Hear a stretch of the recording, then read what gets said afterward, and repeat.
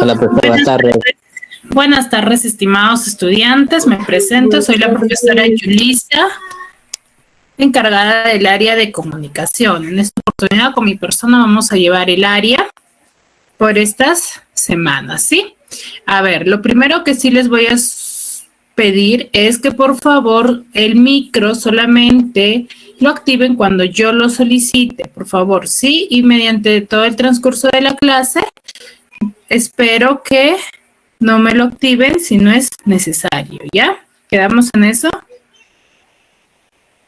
La profesora, Buenas tardes, Eliseo.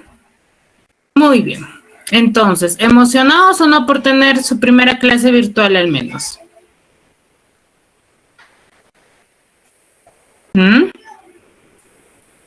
A ver, les voy a pedir bastante que interactuemos, ¿ya? No, yo nada más no me voy a pasar una hora conversando o hablando sola, ¿cierto? Está Eva Luna, Julie, Jessica, Angeli Nicole, Eliseo, Yashin Vergara, ¿cierto? ¿Qué tal? ¿Emocionados o no, chicos? Eliseo. sí, profesora. Sí, ¿verdad? Muy bien, me parece que no quieren hablar. Vamos a empezar con la clase del día de hoy, que vamos a empezar a hablar sobre cómo se inicia la literatura, cuál es la primera corriente de nuestra literatura, ¿ya? Muchas veces hemos escuchado quizás muchas obras, pero a grandes rasgos más no han sido mencionadas o no hemos tenido conocimiento de a qué corriente haya pertenecido, ¿cierto? Por ejemplo, ¿han escuchado alguna vez de la obra La Ilíada? No, Miss. ¿Nunca? ¿La Odisea?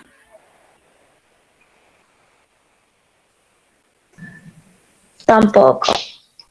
Tampoco. Ah, ya, muy bien. Entonces vamos a ver de qué se trata, qué será la Odisea, qué será la Ilíada, quiénes serán sus autores. Por ejemplo, ¿nunca han escuchado de Homero quizás? Tampoco, nada. No, Miss. Muy bien, entonces vamos a empezar con la clase, ¿sí? Muy bien. La primera corriente literaria en la que nosotros debemos de conocer se le conoce como el clasicismo. ¿Qué querrá decir clasicismo? Cuando yo les menciono esa palabra, ¿qué querrá decir?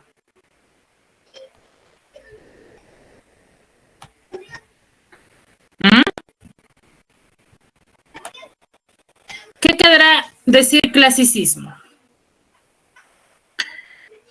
¿Alguno de ustedes podría quizás interpretarlo? ¿Ser realistas? ¿Cómo?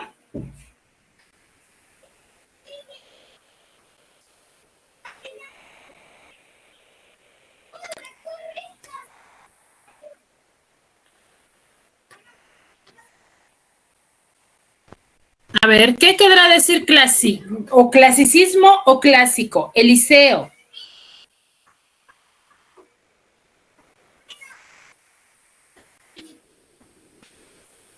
Angeli. Julie.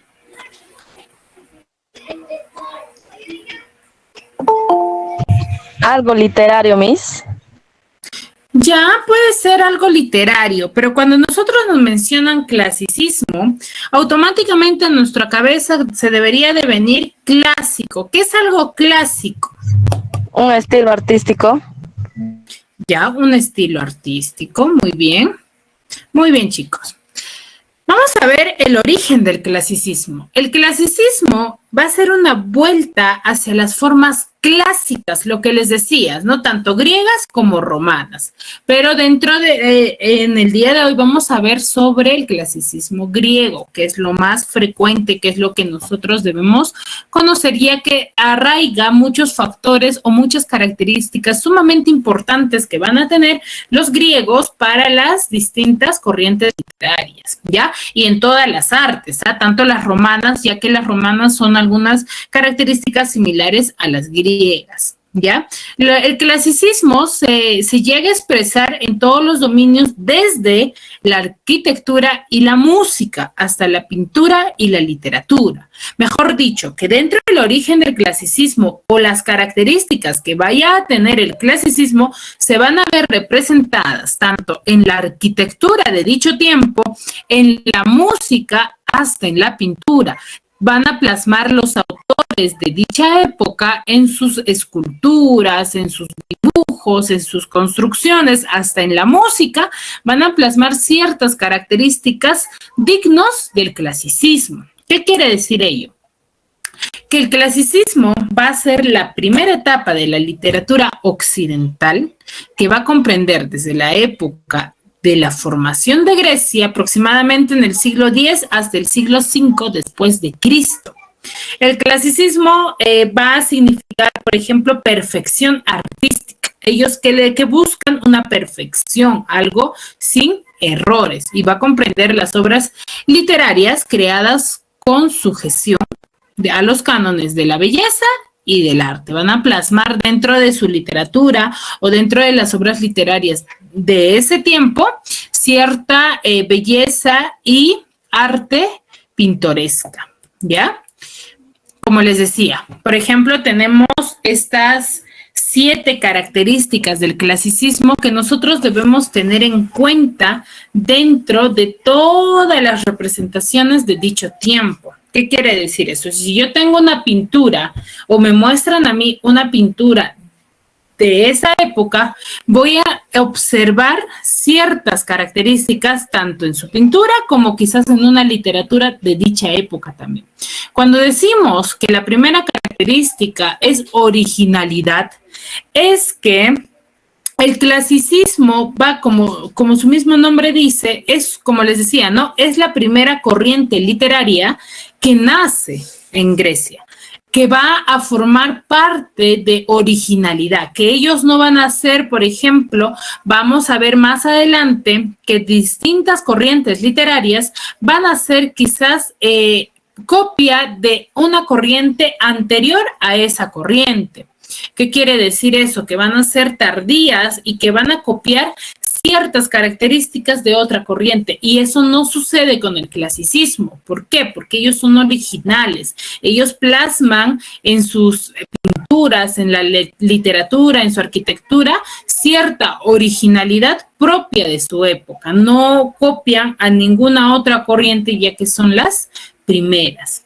También menciona sobre la armonía. ¿Qué quiere decir eso? Armonía. Cuando nosotros vamos a observar que toda literatura o toda arquitectura van a tener una secuencia lógica, algo que nosotros podemos encontrarle sentido, ¿ya? Que va a tener un inicio, un nudo y un desenlace dentro de su desarrollo, ¿ya? Eso hablando o centrándonos en la literatura, ¿eh? También va a tener cierta normatividad que se complementa con la armonía. Y el didactismo hace referencia a que nosotros vamos a notar dentro de la literatura del clasicismo, que son dignos del clasicismo, que van a obras o pinturas también, que van a ser escritas o elaboradas con un fin, con un mensaje. A eso hace referencia que la literatura del clasicismo, el clasicismo muestra en sus obras, hago referencia a tanto de arquitectura, pintura o literatura, van a mostrar cierto didactismo, cierto mensaje, van a ser escritos o hechos con un fin, ¿ya? Y también menciona que es fatalismo. ¿Por qué será fatalismo? ¿Qué les viene a la cabeza cuando yo menciono fatalismo? A ver, ¿alguien?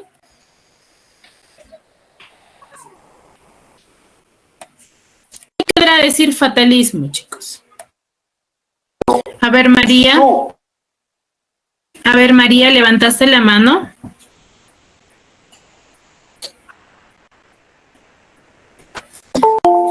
A ver, al parecer nadie desea hablar, ¿verdad? A ver, cuando nosotros mencionamos al didactismo, vuelvo a recalcar, es que nos va a mostrar cierta enseñanza, ¿cierto? Ahora, el fatalismo, como su mismo nombre dice, algo fatal, algo que nosotros los de esa época o los escritores o autores de esa época creen en la predestinación. Muchos de ellos creen en la predestinación religiosa o también a la predestinación respecto a seres divinos o seres superiores. ¿Qué quiere decir predestinación? Que van a tener con cierta determinación, van a creer que ellos tienen cierto afán por tener o representan mucho al destino, toman mucho en cuenta al destino de cómo es, cómo ellos van a terminar, ya sea, por ejemplo, si toman en cuenta la predestinación divina, ellos van a creer en la vida después de la muerte, quizás que es lo que se predica en la Biblia. Muy bien. Ahora, también hablamos sobre la inspiración en su mitología. ¿Qué quiere decir ello? En sus dioses. Ellos van a creer en sus dioses, en sus que ellos van a tener en ese tiempo. ¿Ya? Plasman sus seres divinos en su literatura o en su dibujo. Ya en todas las obras que autores de dicha época van a plasmar, van a ser referidos con una inspiración mitológica, con una inspiración a sus dioses propios del tiempo. También hay del antropocentrismo y del esteticismo, cierta característica o cierto esteticismo que van a tener en la estructura o en la elaboración de sus obras. ¿Sí?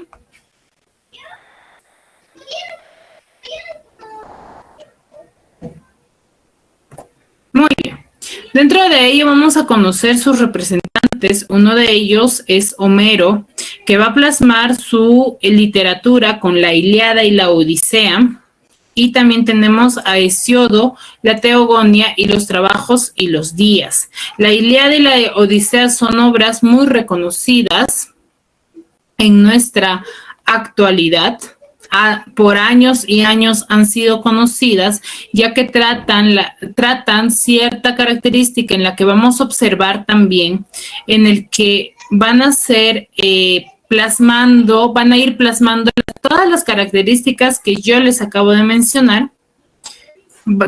Van a ser dichos de ese tiempo, van a poder ver la originalidad que tienen los textos o tanto la Ilíada como la Odisea, van a ver seres mitológicos griegos dentro de todo el transcurso de la obra, van a ser narradas con cierta característica, un cierto, vamos a ver también el fatalismo que ellos nos muestran dentro de su obra, el didactismo, la normatividad y la armonía que tiene la obra, ¿sí? Pero para ello necesitamos saber también cuáles son los géneros que nosotros debemos de conocer para así identificarlos, ¿no? ¿Qué tipo de géneros habrá? ¿Ustedes conocerán algún género literario? ¿Alguno de ustedes se les viene quizás a la cabeza alguno de ellos?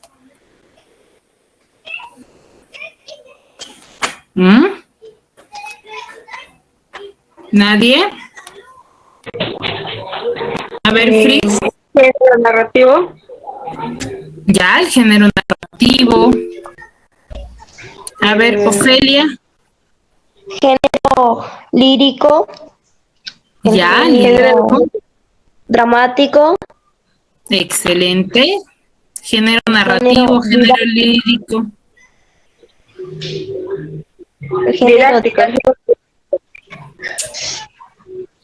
¿Cómo? El género didáctico. El género didáctico.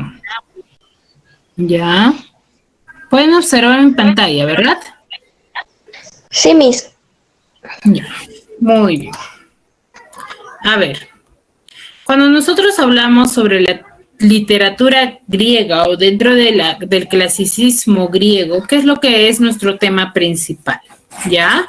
¿Qué es nuestro tema principal? Vamos a conocer ciertos géneros literarios. Dentro de ello uno mencionaba, una de sus compañeras mencionaba el género lírico y el género dramático, pero también vamos a conocer el género épico. ¿Qué querrá decir el género épico?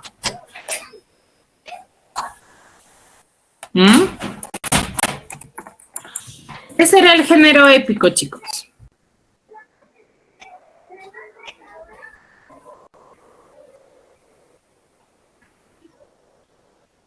A ver, el género épico va a ser, es una de las formas más antiguas del género narrativo, que se va a conocer, cuyas obras normalmente van a ser voluminosas, que van a tratar sobre hechos míticos o legendarios, como hazañas de héroes y grandes guerras, que es lo que vamos a observar tanto en la Ilíada como en la Odisea. ¿Ya? Eso es el género épico. ¿Cuál es su objetivo? Su objetivo va a ser impersonal, va a narrar y describir diversas situaciones, diversos sucesos, ¿ya? Por ejemplo, las hazañas de Ulises, vamos a ver diferentes contextos, o mejor dicho, diferentes escenas en el que van a aparecer muchos dioses griegos en el que lo van a ayudar a él, y cada uno de sus hazañas nos va a narrar. ¿Qué es hazañas? Cada una de sus fortalezas que él va a superar, obstáculos que él va a superar dentro de todo su viaje, ¿ya? También nos menciona el género épico que vamos a ver, la Ilíada, escrita por Homero, el poema del Mio Cid, que es anónimo, la Divina Comedia de Dante Alighieri, Crimen y Castigo de Fedor Dostoyevsky y Los gallinazos sin plumas de Julio Ramón Ribeiro. Son pertenecientes al género épico. El género lírico es subjetivo, expresa emociones y sentimientos. Si el género lírico expresa emociones y sentimientos, ¿qué es lo que vamos a observar? ¿Qué tipo de texto será, chicos? ¿Cómo será su estructura? ¿A qué tipo de textos nosotros hacemos referencia cuando hablamos de un género lírico?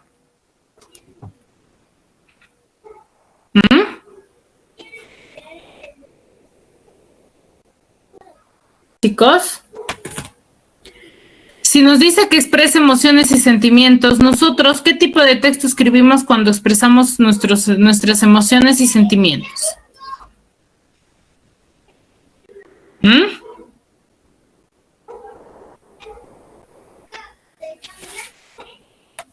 Chicos.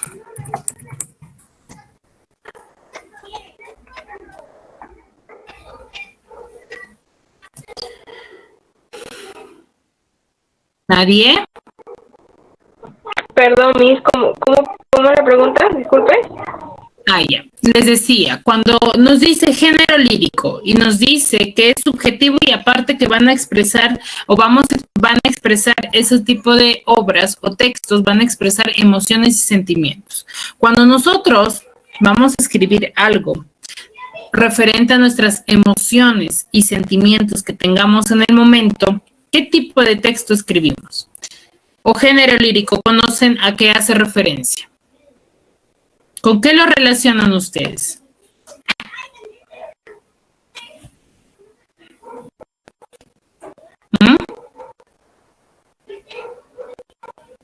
¿Qué tipo de emociones y sentimientos? Cuando, por ejemplo, se van a declarar a una persona o van a expresar o van a decir que para que sea su enamorada, su novia, qué sé yo, ¿qué tipo de textos haces uso para poder hacer? Poético. Poético. Entonces, exacto. A ver, ¿a qué es lo que quiero llegar con eso? Con las preguntas que yo les hago. Que estos tres géneros, aunque a ustedes se les parece raro, ustedes me mencionaban, ¿cierto? Dramático, poético, lírico.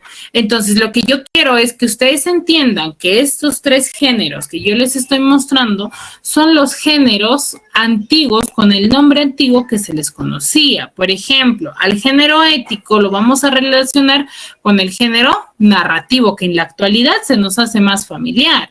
Y el género lírico vamos a hacer referencia a los poemas, ya, a los poemas. Y el género dramático, ¿a qué se hará referencia? A la drama. Ya, el drama. ¿Y dónde se muestran el drama?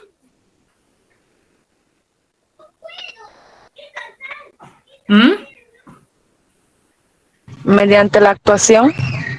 La actuación, que es un género teatral. Entonces, yo espero que de aquí en adelante no haya dudas. Por ejemplo, cuando te dice, mencióname una obra perteneciente al género épico o que sea de género épico, ¿tú con qué lo vas a relacionar? Con algo narrativo. Con una obra narrativa dicho de ese tiempo. Y cuando yo te digo de un género lírico, Con un poético. con un poema. Y el género dramático, como su mismo nombre dice, drama, va a hacer referencia ¿a qué? Actuación. A la actuación o al teatro. Muy bien. Ahí nos dice que el género lírico es subjetivo. ¿Por qué es subjetivo? ¿Qué quiere decir subjetivo? Es que no tiene una definición exacta. ¿Qué quiere decir ello? Que nosotros vamos a hablar con palabras o vamos a mencionar hechos subjetivos y reales, en otras palabras. Por ejemplo, cuando yo digo, mi corazón llega a morir si tú no estás a mi lado. ¿Es algo real? ¿Yo podré morir por una persona? No. Entonces, exacto. Entonces, en eso hace referencia que es subjetivo. Nosotros vamos a expresar nuestras emociones y sentimientos con ciertos tipos de definiciones subjetivas y reales, cosas que no se suceden en la vida real. Ese es el fin de un género lírico. Y el género dramático va a combinar las planas de objetivo y subjetivo. Ahí va a haber combinación de ambos grupos. ¿Se va a valer de qué? De un diálogo y del movimiento. ¿Por qué será del movimiento? Porque ustedes alguna vez han visto una actuación o no. Sí, Miss. Sí. Exacto. En una actuación que hemos visto diálogo, hemos visto movimientos. ¿Qué quiere decir esos movimientos que nosotros hacemos para poder actuar y dar un mensaje al público al cual nos estamos notando, ¿cierto? ¿O nos está viendo? Muy bien. Sí. Dentro del género lírico, vamos a ver algunos representantes o algunos tipos de obras pertenecientes a ese género, como por ejemplo, A la libertad, escrita por Mariano Melgar, el poema 20 de Pablo Neruda. ¿Ustedes el poema 20 la conocen o no? Eso es bastante común, hasta en el Facebook lo pueden ver.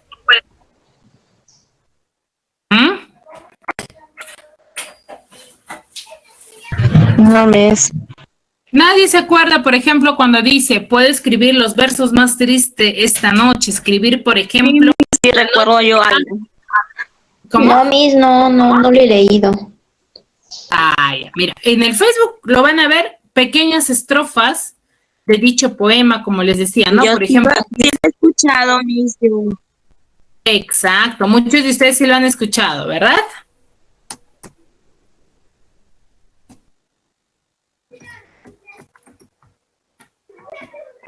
Ya, muy bien. Por ejemplo, dice, el poema dice, puedo escribir los versos más tristes esta noche, escribir, por ejemplo, la noche está estrellada y tiritan azules los astros a lo lejos. El viento de la noche gira en el cielo y canta. Puedo escribir los versos más tristes esta noche, yo la quise y a veces ella también me quiso. ¿Cierto? Y así, ¿no? Y esas estrofas lo van a poder observar en algunos de los, como les decía, ¿no? En el Facebook lo vamos a notar bastante, o quizás en la radio, o quizás alguna vez lo hemos leído en un libro. Ya, eso, y luego tenemos Cólicas de Virgilio y A una nariz de Francisco de Quevedo. También en el género dramático tenemos ciertos tipos de obras pertenecientes a ese género, por ejemplo, Bodas de Sangre de Federico García Lorca, El sí de las niñas de Leandro Fernández de Maratín, que es una obra literaria escrita en género dramático, ya que vamos a observar en el sí de las niñas ciertas características de la época antigua cuando se le obligaba a la mujer a casarse con un buen postor, ¿no? Con aquel que tenga dinero. En eso se enfoca el sí de las niñas. Y La vida es sueño de Pedro Calderón de la Barca. Son obras pertenecientes a dicho género. Ya todas las obras que están en el género dramático, cuando la van a poder observar o quizás leer en algún momento, van a observar que es referente al teatro, porque va a aparecer, por ejemplo, Yocasta dijo tal, Menelau dijo tal, ¿ya? Así. Luego, vamos a ver las figuras literarias que se van a establecer o que se van a plasmar en dichos géneros. Por ejemplo, la anáfora. La anáfora es una figura literaria que va a repetir una o más palabras al inicio de los versos u oraciones. La anáfora mayormente lo vamos a observar. La anáfora vamos a observar mayormente en las poesías, ¿ya? ¿Por qué? ¿Qué nos dice? Que repite una o más palabras al inicio de los versos. No solamente puede repetir una palabra, puede repetir frases, puede repetir quizás oraciones, pero solamente al inicio, y eso los vamos a poder observar en poemas, mayormente. Luego mostramos el epíteto. ¿Qué será el epíteto? Que es aquel que resalta cualidades propias o inherentes del ser o elemento a calificar. Ese es el epíteto, que van a mostrar cualidades de algo, ¿ya? El hiperbatón es la alteración al orden convencional de las palabras que integran una expresión. Cuando nosotros exageramos quizás una pequeña oración, una pequeña, cuando hacemos, queremos formar o exagerar con algo subjetivo, algo irreal que no vaya a suceder, ¿cierto? Por ejemplo, un claro ejemplo de un tipo de hiperbatón es cuando yo digo, por ejemplo, cuando yo digo, las señoras pacientemente hacen fila en el supermercado. O cuando yo digo, adiós, gracias por haberme curado de la gripe. Entonces, ¿qué quiere decir cuando yo digo, por ejemplo, adiós, gracias por haberme curado de la gripe? ¿Que Dios me ha curado la gripe? ¿O es algo subjetivo?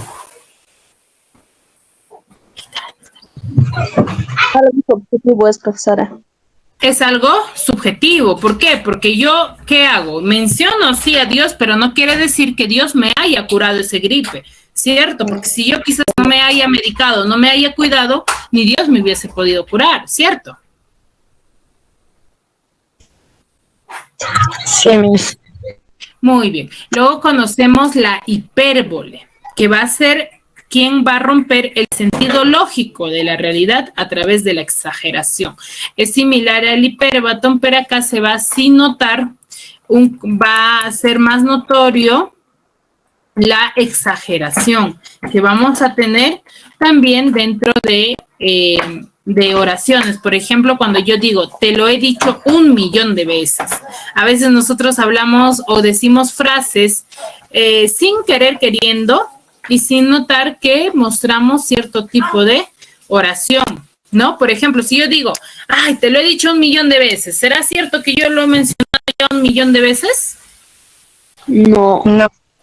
No, ¿verdad? Ahí ese es un claro ejemplo de hipérbole. Una exageración. Exacto, una exageración, ya.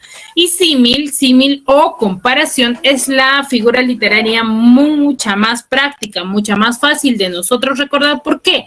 Porque claramente vamos a establecer una conversación a través de distintos nexos. Como por ejemplo cuando yo digo, aquel joven es, o aquella casaca es de color blanco como la nieve. Ahí, ¿qué estoy comparando?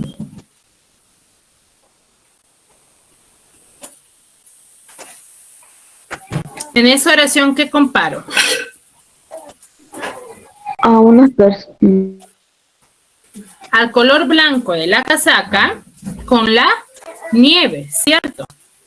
¿Y cómo yo identifico que dentro de esa oración hay cierta comparación? Cuando yo ahí en esa pequeña parte nos mencionan y nos dicen el cómo, ¿ya?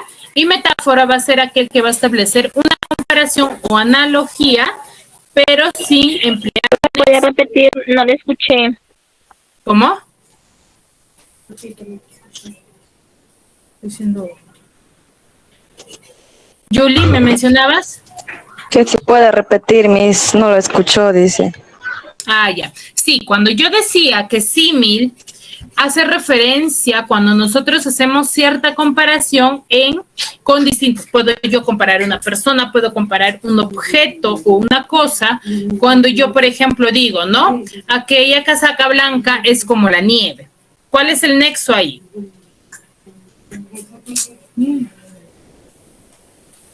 ¿Cuál es el nexo ahí? ¿La nieve? No, el nexo. ¿Cuál es el que me hace sobreentender a mí que estoy comparando? El color. Profesora. El cómo. Cuando yo digo aquella casaca blanca es como la nieve. Ese es el nexo. ¿Cómo? Porque ahí noto claramente que estoy comparando. Exacto. Y cuando hablamos de metáfora es cuando vamos a establecer una comparación, analogía, pero sin emplear nexos o enlaces. ¿Qué quiere decir? Acá yo ya no voy a emplear nexos, ya no voy a mencionar el cómo, ¿cierto? Simplemente de frente ya voy a decir, cuando yo digo, por ejemplo, tus ojos son como el océano, tu mirada brilla como el sol, el tiempo es oro, eres como un sueño, tus labios son de fresa. Ahí que estoy comparando, ¿cierto? Comparando, sí, Miss. Exacto, pero ya no estoy haciendo uso de un nexo. Muy bien, a ver. Ay, ¿cuál es?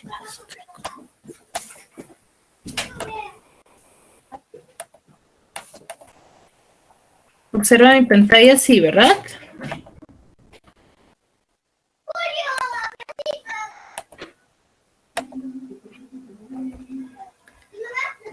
A ver, muy bien. Entonces, esas son ciertas figuras literarias que nosotros vamos a poder observar dentro de las obras dignas del clasicismo, ¿sí? Muy bien. Dentro de ello también tenemos características que nos dicen, ¿no? Es la base de la posterior literatura occidental, porque es el primer movimiento artístico y cultural de nuestra civilización. ¿Pueden observar mi pantalla? Sí, ¿verdad? No, Miss, no aparece. ¿No observan mi pantalla? No, Miss. No aparece, Miss. Ya, muy bien. A ver, pero continuemos, ¿sí? Mientras se solucione ese problema. A ver, muy bien. Les decía que vamos a mostrar, como les vuelvo a repetir, ¿no? El clasicismo es una de las literaturas más próxima o la primera, por no decirlo, dentro de la literatura griega. Nosotros vamos a mencionar ahí que el clasicismo muestra ciertas características fundamentales que debemos tener en cuenta cuando nosotros vayamos a leer un texto. Ya también es antropocentrismo, culto a la razón y a la belleza. Los clasicistas o los que escriben en dicha época van a representar mucho o van a tomar en cuenta mucho a la razón, va a ser en base a la razón, a cosas coherentes. Y ya les había mencionado que es también propio el fatalismo, el didactismo y la base mitológica. Dentro del clasicismo vamos a ver dos etapas fundamentales, que es el periodo jónico. ¿Alguna vez han escuchado sobre el periodo jónico, no? No, Miss. El periodo jónico o arcaico, lo vamos a relacionar con arcaico. Arcaico, ¿sí lo han podido observar o no? No, Miss. Muy bien, a ver, la región, el periodo jónico hace referencia a la región de Jonia, que fue la más rica o la más rica en economía y culturalmente durante la época arcaica, en la historia de Grecia, así como nosotros tenemos época arcaica en Perú. En Grecia también hay una época arcaica, pero se le conoce como el periodo jónico, en el que va a haber, de donde procedían de esta región los primeros escritores griegos. De este lugar van a salir escritores griegos, como por ejemplo Homero, o los primeros filósofos y escritores. Es de Jonia de donde van a salir estos escritores griegos, ¿ya? Por eso se le conoce como el periodo jónico, que van a ser, o que vamos a ver escrituras, dichos de esa época. Por ejemplo, acá se va a mostrar el género épico y el género lírico. Por ejemplo, en el género épico vamos a tener a dos autores, que es Homero y Hesíodo, que les mencionaba al inicio, ¿verdad? Homero con Ilíada y la Odisea y Hesíodo con la Teogonía. Y en el género lírico vamos a tener a Píndaro y a Safo de Lesbos, que Píndaro nos va a tener con su obra Epinicios y Safo de Lesbos vamos a tener con Epitalamios. Y luego tenemos al periodo ático. ¿A qué hará referencia el periodo ático? Si el periodo jónico es arcaico, ese era el periodo ático. Se dan cuenta que estos periodos son diminutivos o son palabras derivadas de los lugares propios, ¿cierto? ¿Se dan cuenta o no? Porque, por ejemplo, el periodo jónico hace referencia al lugar de Jonia, ¿cierto?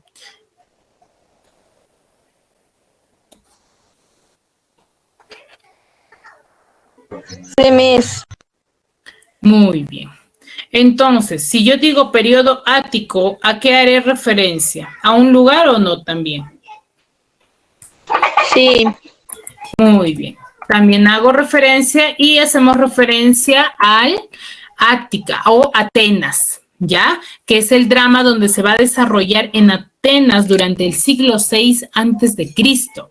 De Atenas es el lugar donde van a salir hombres que cantaban y bailaban odas corales. ¿Qué serán las odas corales?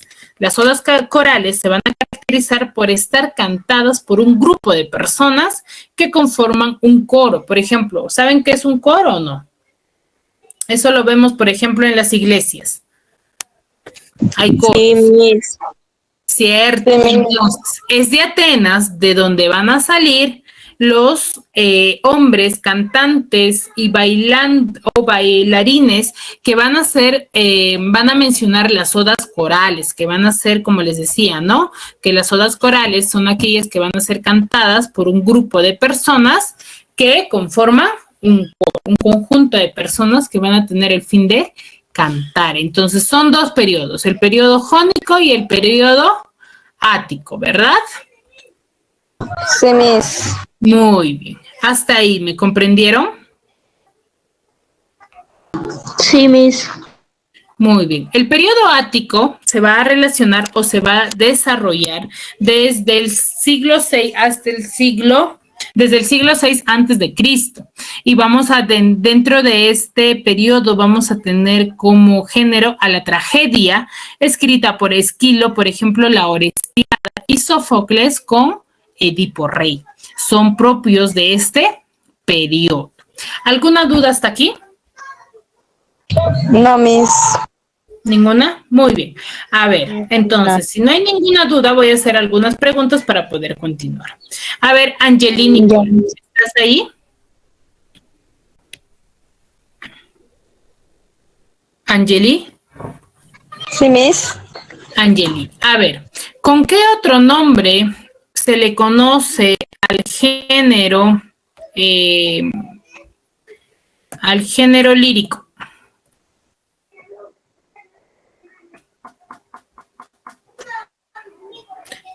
¿Mm?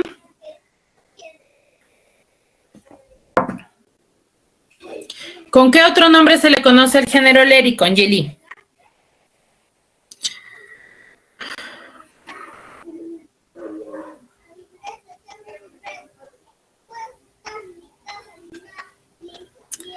Zaida Pacheco, ¿estás ahí?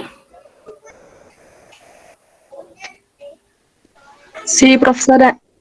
Ya. ¿Con qué otro nombre se le conoce el género lírico? Recuerden que les... ¿Cómo? Poético. Poético. ¿Por qué? Porque quiero que tengan en cuenta que tanto el género épico, el género lírico y el género dramático son palabras o son dichos propios de esa época, ya que nosotros no confundamos, que quizás nos dicen, ¿no? A ver, mencióname una obra perteneciente al género lírico, entonces yo me voy a poner a pensar qué será el género lírico. Y cuando me dicen, mencióname una obra perteneciente al género poético, ahí sí yo fácil voy a poder mencionarlo, mientras que el lírico no, ¿verdad? Porque quizás no es algo común, algo recurrente en la actualidad de nosotros, ¿ya? Entonces, género lírico y género épico son lo mismo. Ahora, a ver, Jessica Hernández Antón, ¿estás ahí?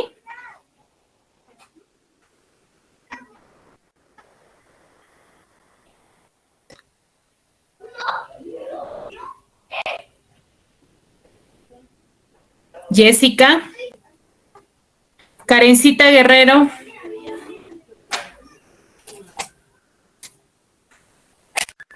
Karencita Guerrero, ¿estás ahí? Julie Janet, Presente, Miss. muy bien. A ver, ¿con qué otro nombre se le conoce al género épico?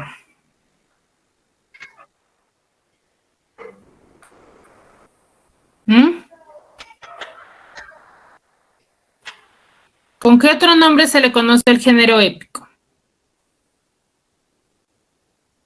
Eva Luna, ¿estás ahí?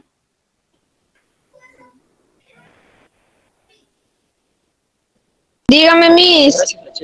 ¿Con qué otro nombre se le conoce el género épico?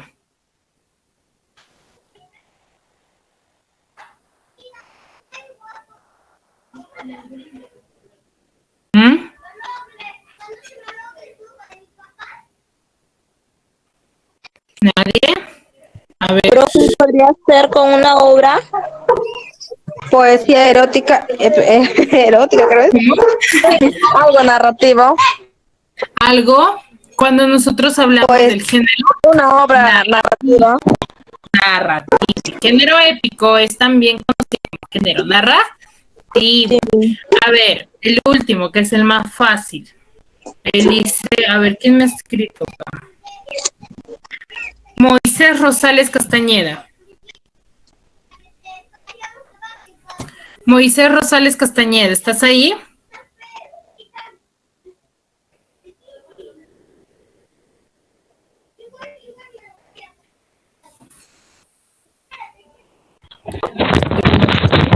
Sí, Miss.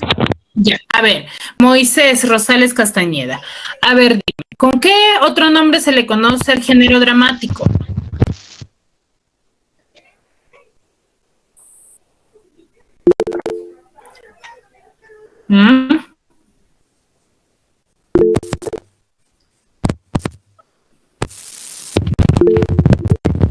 Eliseo, ¿con qué otro nombre se le conoce al género dramático? Actuaciones. Actuaciones ya, pero ¿cuál es el nombre?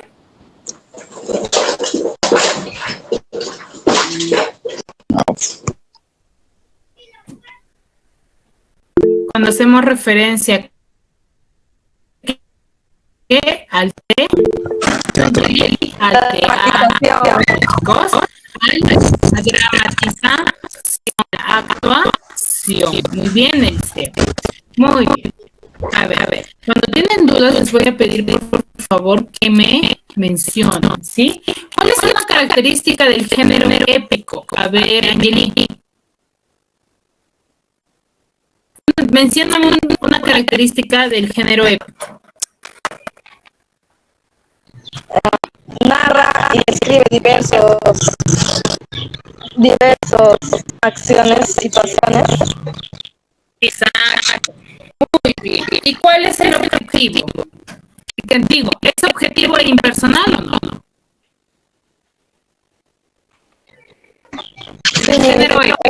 Es impersonal.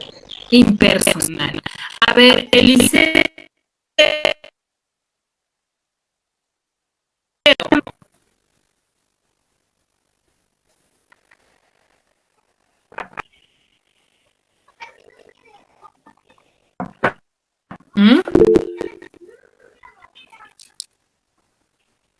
A ver, Eliseo o Moisés. A ver, un baloncito más. Dos baloncitos tenemos, ¿no? Juan, ¿estás ahí? Zaida, levantaste la mano. Mencióname una característica del género lírico. ¿Es fácil? ¿No podemos usar acá? No, una característica. Angeli.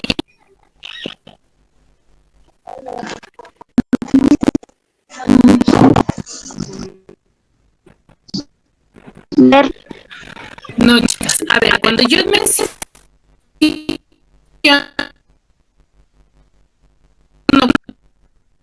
características, estoy preguntando qué de común van a tener obras de dicho pertenecientes a dicho género. Ya, por ejemplo, cuando yo te digo, menciona una característica de tu amiga X, ¿tú qué me vas a mencionar? ¿Qué color de piel tiene? ¿Qué color de piel tiene? ¿Cómo se viste? ¿Cómo es amiga? Ella como amiga es. Personalidad.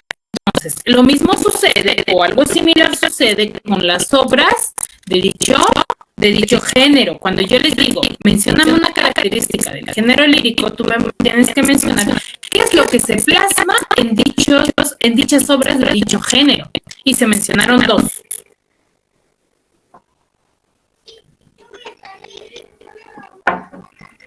¿Cuáles eran esos? Los poemas que son Yashin.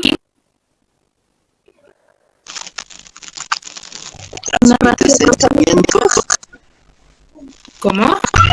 Son obras sentimentales. Ya, sentimental. Ay, disculpe. Transmite sentimientos, emociones. Ya, transmiten sentimientos, emociones, pero hay una particularidad de este tipo de género, que son ¿qué dijimos? Subjetivos. ¿Por qué son subjetivos, Yashin? ¿Por qué dijimos que eran subjetivos?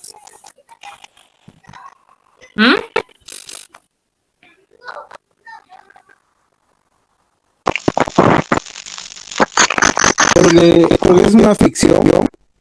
Exacto, porque expresamos, no necesariamente ficción, porque mencionamos o decimos poemas expresados con subjetividad, con cosas irreales, algo que nosotros no los podemos observar o tocar, simplemente los mencionamos, ya cosas que es difícil que vayan a suceder en la vida real, ¿cierto? O cuando yo, por ejemplo, digo, me dejaste el corazón roto, ¿mi corazón estará roto o no? O con un corazón roto yo estoy viviendo. No, Miss. No, exacto. A eso hacemos referencia cuando decimos que el género lírico va a plasmar dentro de sus obras un tema subjetivo, ya algo irreal. A ver, Moisés, menciona una característica del género dramático.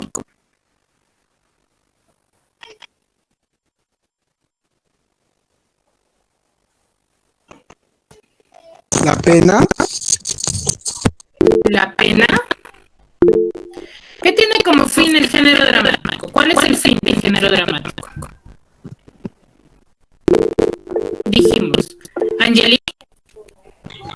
Es sobre el diálogo intermovimiento, dramatización. Muy bien. Drama. Exacto, vamos a ver cierto diálogo, va a haber un diálogo netamente y un movimiento, ¿para qué? Para expresar, ¿para qué? ¿Con qué fin hacemos los movimientos de una Actuación. Pero ¿cuál es el fin de los movimientos que nosotros hacemos uso uso dentro de una actuación? ¿Cuál es el fin? Yo me muevo porque ya simplemente me muevo o necesito dar algo. ¿Qué doy?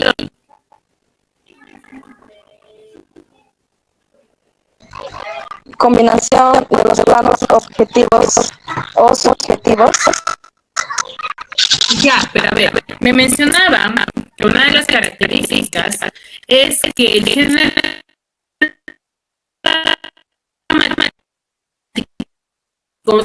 se va a de un diálogo y de un movimiento. Para que yo hago de movimientos dentro de este género, es para poder expresar cierta información. Eso es. Ya, hasta ahí todo claro. Ya, muy bien. Angeli, mencióname en qué ciclo se desarrolla el clasicismo. ¿O en qué época?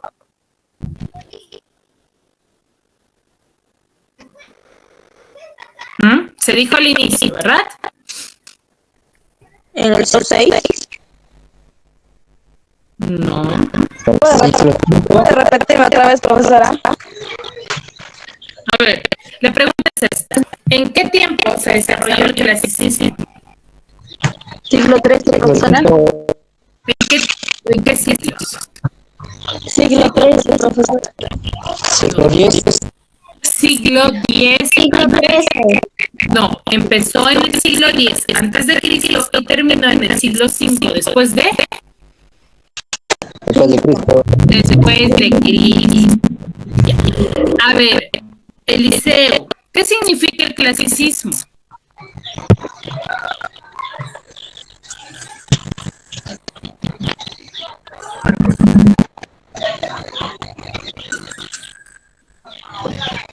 Culturales, Estilo artístico. artísticos, culturales, Ya, significa perfección artística, ¿ya? Y va a comprender qué cosa comprende las obras creadas con sujeción a los cánones de qué, de la belleza y de qué, Arquitectura, literatura. de la belleza y del arte. ¿Ya, chicos? Claro que el clasicismo va a tener arquitectura, va a tener literatura y va a tener arte.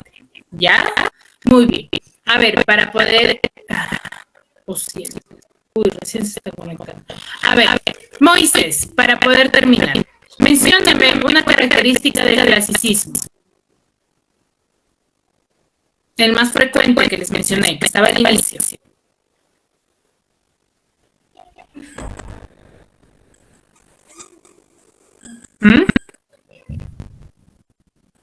racionalicismo, ¿Cómo? Cultura antigua, tradicional, mix. ¿Cómo? Moisés, ¿no te escuché? Disculpa. Soberbia.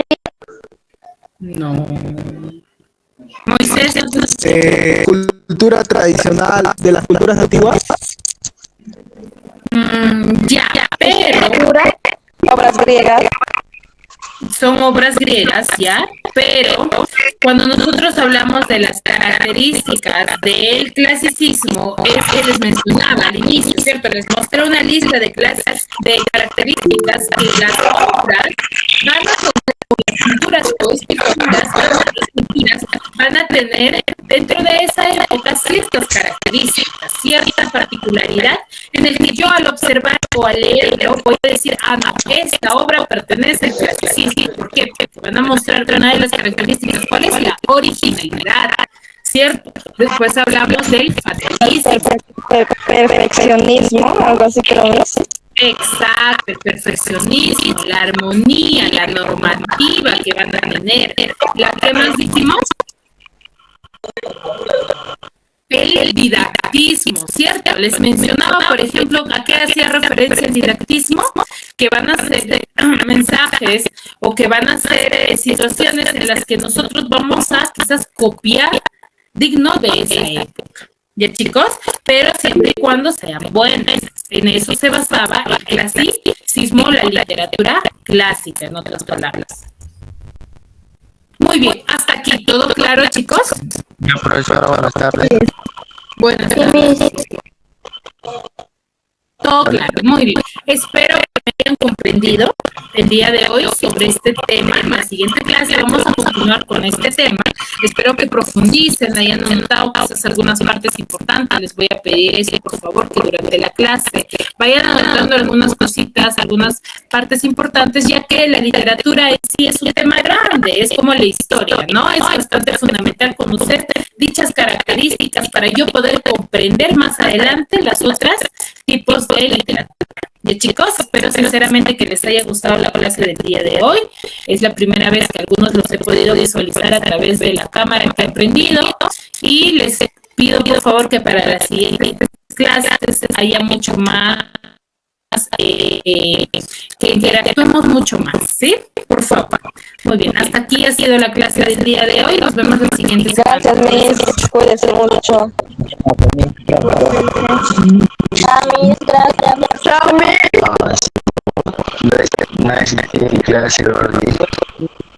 Gracias.